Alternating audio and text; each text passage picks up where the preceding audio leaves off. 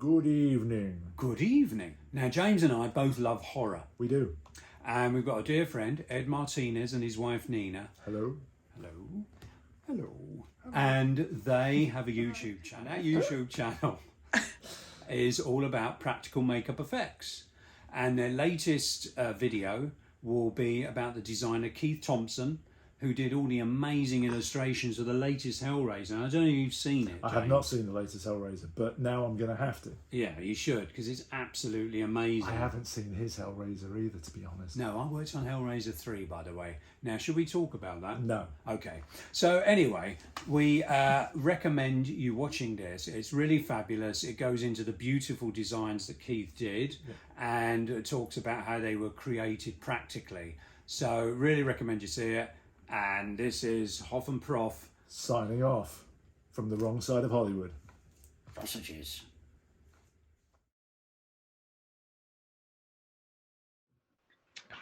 So Cheddar was interesting. He was quite different in the script at some point. So there's some weird takes that I did earlier based off of that.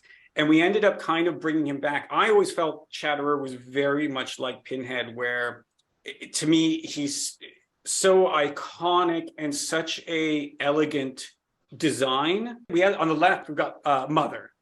That was definitely one of the kind of fringe ones, and it ends up being very fringe in the final movie, obviously. So kind of one of those ones I would jump over to, where it was a bit of a wild card. I think Mother was one of the first things I touched on, but in different takes on what the Cenobites might have been. But Mother was one of the kind of the first ones, because it was very, very loose at the beginning, where I was just, yeah, she kind of evolved to the point where she was. So what would happen is I would jump around between the Cenobites as we were exploring. In essence, what we were trying to explore initially was eventing things to see where they landed. Mask went through like a crazy amount of iteration of just different attempts on him.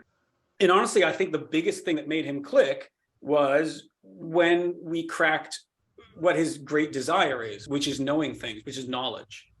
You know, this kind of, which goes back to, it's a bit of that kind of, you know, that's the kind of dangerous passion of the Lovecraftian protagonist. I went quite wild with a lot of the initial takes, where Voight was even more stricken by the kind of contraption that they gifted him and merged with his body. It sort of was one of those things where it was getting piled on too much. There was some interesting stuff going on, but it would have required far more time and kind of involvement for it to come across and to read properly, and for us to get a sense of what's going on. If you notice on the loom, you can see it's got these two hooks on the top, because one of the things I felt was, you know, he's got his jacket cut so that he can still wear his blazer. Like Frank. Exactly. This kind of, I remember that was always such a sensory aspect of the original, and the second one, you know, this sense of that awful sense of not having skin, but then the feeling of having clothes on top is sort of so, still forcing yourself to wear clothes puts you on edge, sympathizing with what the blood sensation. Yes, and exactly. I have those kind of in relation to each of the kind of nerve pulleys on his jacket. There would be these stains, almost like rib marks, that would go into the blazer. And if you notice on top, it's got two hooks.